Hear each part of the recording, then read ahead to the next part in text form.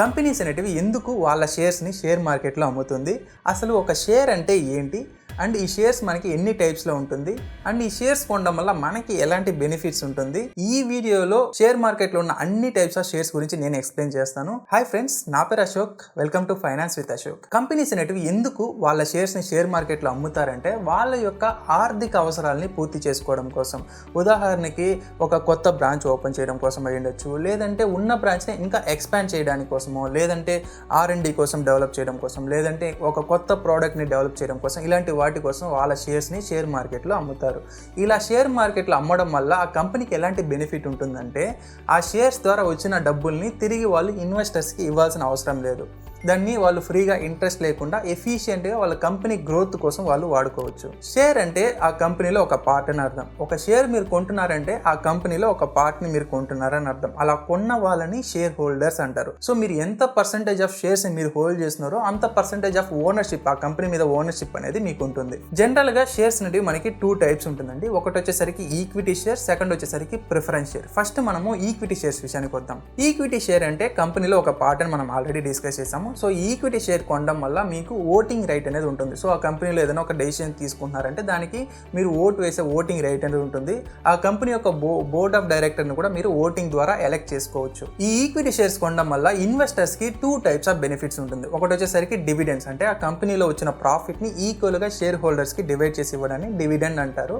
Second వచ్చేసరికి capital appreciation, అంటే capital appreciation అంటే వచ్చిన ప్రాఫిట్ని మళ్ళీ కంపెనీ మీద ఇన్వెస్ట్ చేసి ఇంకా కంపెనీని బాగా డెవలప్ చేసినప్పుడు మనం ఇన్వెస్ట్ చేసిన అమౌంట్ అనేది దాని యొక్క వాల్యూ పెరుగుతుంది. సో దీన్నే మనం క్యాపిటల్ అప్రిషియేషన్ అంటాం. కంపెనీస్కి ఎలాంటి మ్యాండేటరీ అయితే ఉండదు, వాళ్ళు ఖచ్చితంగా డివిడెండ్స్ ఇవ్వాలని అలాంటి ఏమి ఉండదు. వాళ్ళ అమౌంట్ని వాళ్ళ కంపెనీ గ్రోత్కి కూడా యూజ్ చేసుకోవచ్చు. ఒక ఇన్వెస్టర్గా మీకు ఏదన్నా రెండిట్లో ఏదన్నా ఒక బెనిఫిట్ అనేది వస్తుంది. డివిడెండ్ ద్వారా వస్తుంది, లేదంటే క్యాపిటల్ అప్రిషియేషన్ ద్వారా మీకు బెనిఫిట్ అనేది వస్తుంది. ఈ షేర్స్ ద్వారా ఆ కంపెనీకి ఒక క్యాపిటల్ వస్తుంది కదా, ఆ క్యాపిటల్ అనేది డిఫరెంట్ టైప్స్ ఆఫ్ క్యాపిటల్ ఉంటుంది. ఫస్ట్ వచ్చేసరికి ఆథరైజ్డ్ క్యాపిటల్. ఎగ్జాంపుల్, ఒక కంపెనీకి 5 crores వరకు షేర్స్ నమ్మొచ్చిన ఒక లిమిట్ ఉందనుకుందాం. వాళ్ళు 5 crores షేర్స్ నమ్మారంటే దాన్ని మనం ఆథరైజ్డ్ క్యాపిటల్ అంటాం.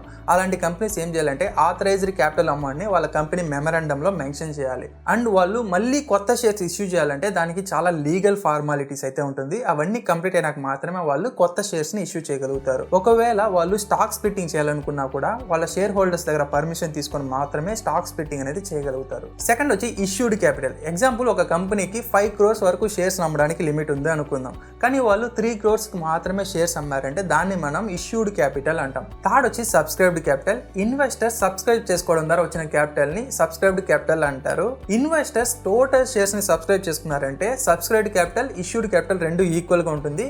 ఒకవేళ తక్కువగా సబ్స్క్రైబ్ చేసుకున్నారంటే సబ్స్క్రైబ్డ్ క్యాపిటల్ కంటే ఇష్యూడ్ క్యాపిటల్ అనేది తక్కువగా ఉంటుంది. ఫోర్త్ వచ్చి పెయిడ్ అప్ క్యాపిటల్. మనం జనరల్ గా IPOs ఎక్కువగా చూస్తుంటాం కదా, సో దాని ద్వారా వచ్చిన క్యాపిటల్ ని పెయిడ్ అప్ క్యాపిటల్ అంటారు. ఈక్విటీ షేర్స్ అండ్ దాని యొక్క డెఫినేషన్స్ గురించి చూద్దాము. ఫస్ట్ వచ్చి బోనస్ షేర్స్. ఒక కంపెనీలో ఇన్వెస్ట్ చేసిన ఎగ్జిస్టింగ్ షేర్ హోల్డర్స్ కి ఫ్రీగా షేర్స్ ఇవ్వడమే బోనస్ షేర్స్ అంటారు.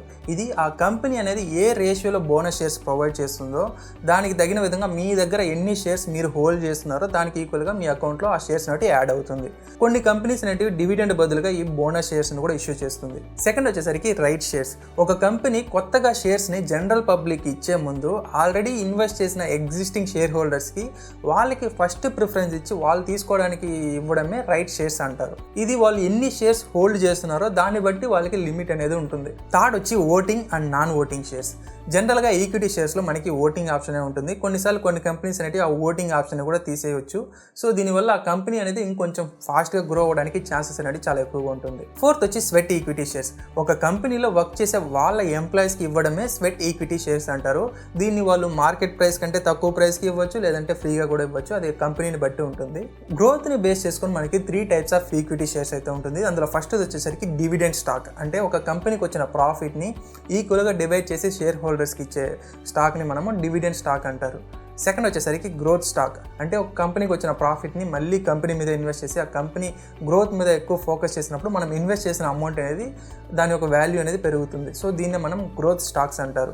ఎవరికైతే ఎక్కువ రిటర్న్స్ కావాలనుకునే వాళ్ళు ఎక్కువగా గ్రోత్ స్టాక్స్ అయితే ప్రిఫర్ చేస్తారు. థర్డ్ వచ్చి వాల్యూ స్టాక్స్. ఒక కంపెనీ అనేది మార్కెట్ వాల్యూ కంటే తక్కువ వాల్యూలో ట్రేడ్ అవుతున్నప్పుడు దాన్ని మనం వాల్యూ స్టాక్స్ అంటాం. సో మనం దాన్ని కొనడం వల్ల అది మార్కెట్ ప్రైస్ రీచ్ అయినప్పుడు మనకి మంచి ప్రాఫిట్ అనేది వస్తుంది. సెకండ్ టైప్ ఆఫ్ షేర్స్ వచ్చేసరికి ప్రిఫరెన్స్ షేర్. ఈ preference preference share and equity share రెండు మనకి సిమిలర్ గా ఉన్నప్పటికీ దీంట్లో కొన్ని డిఫరెన్సెస్ అయితే ఉంటుంది. ప్రిఫరెన్స్ షేర్ అనేది ఒక కాంబినేషన్ ఆఫ్ డెబ్ట్ అండ్ ఈక్విటీ. దీంట్లో మనకి రిటర్న్స్ అనేది ఒక ఫిక్స్డ్ రిటర్న్స్ అయితే వస్తుంది. ఈక్విటీ లాగా మనకి ఎక్కువ రిటర్న్స్ అయితే రాదు. ఈ ప్రిఫరెన్స్ షేర్ కూడా మనకి నార్మల్ గా స్టాక్ మార్కెట్ లోనే ట్రేడ్ అవుతుంటుంది. కాకపోతే జనరల్ గా ఎక్కువ కంపెనీస్ అయితే ఈ ప్రిఫరెన్స్ షేర్స్ అయితే ఇష్యూ చేయరు, కానీ ఒక నాలెడ్జ్ పర్పస్ కోసం తెలుసుకోవడం బెటర్. ఈ ప్రిఫరెన్స్ షేర్ లో మనకి 8 టైప్స్ ఉంటుంది. ఫస్ట్ వచ్చేసరికి క్యుములేటివ్ షేర్, సెకండ్ వచ్చేసరికి నాన్ క్యుములేటివ్ షేర్, థర్డ్ వచ్చేసరికి రెడీమబుల్ షేర్, ఫోర్త్ వచ్చేసరికి నాన్ రెడీమబుల్ షేర్, ఫిఫ్త్ వచ్చేసరికి పార్టిసిపేటింగ్ షేర్, సిక్స్త్ వచ్చేసరికి నాన్ పార్టిసిపేటింగ్ షేర్, సెవెంత్ వచ్చేసరికి రెడీమబుల్ షేర్, ఎయిత్ వచ్చేసరికి నాన్ రెడీమబుల్ షేర్స్. సో ఈ వీడియో ద్వారా మీకు షేర్ మార్కెట్ లో ఎన్ని టైప్స్ ఆఫ్ షేర్స్ ఉన్నాయి, సో మనం ఆ షేర్స్ కొనడం వల్ల మనకి ఎలాంటి అడ్వాంటేజెస్ ఉంటుంది, వీటన్నిటి గురించి మీకు ఒక క్లియర్ ఐడియా అయితే వచ్చి ఉంటుంది. సో ఈ వీడియో ద్వారా మీరు ఏదైనా ఒక కొత్త ఇన్ఫర్మేషన్ తెలుసుకుంటే ఈ వీడియోకి ఒక లైక్ చేసి ఛానల్ని సబ్స్క్రైబ్ చేసుకోండి. వీలైతే ఈ వీడియోని మీ ఫ్రెండ్స్ అండ్ ఫ్యామిలీ మెంబర్స్ కూడా షేర్ చేయండి. ఇంకొక ఇంట్రెస్టింగ్ టాపిక్తో మళ్ళీ కలుసుకుందాం. This is Ashok. Bye bye.